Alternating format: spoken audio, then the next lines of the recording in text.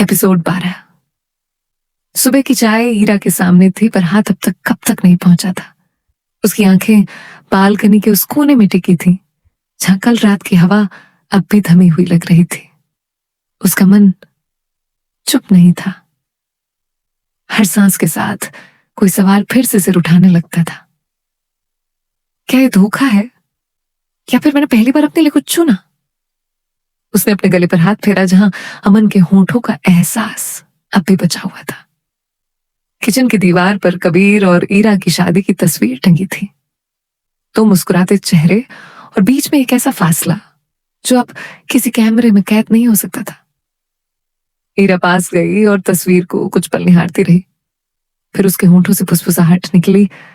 तस्वीर में हम थे, असल जिंदगी में शायद सिर्फ मैं ही थी। उसने कबीर को मैसेज भेजा, hope the meeting got well.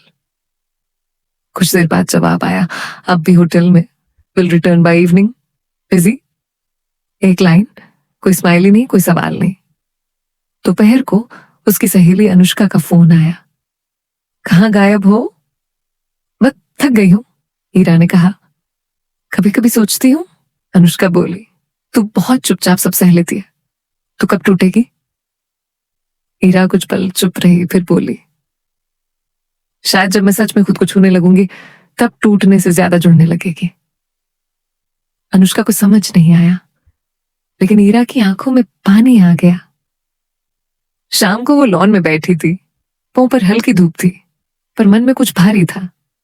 उसने अमन को मैसेज लिखा, कल रात कुछ बदल गया है, पर मैं खुद को समझने के लिए थोड़ा वक्त चाहती हूँ।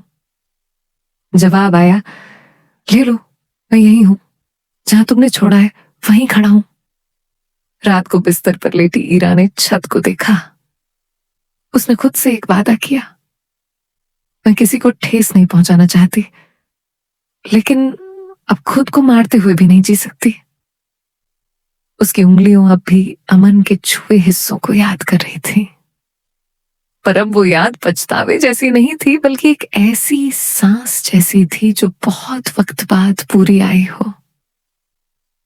गलत या सही, ये सवाल अब भी बाकी था, लेकिन पहली बार जवाब ढूंढने की हिम्मत जाग चुकी थी।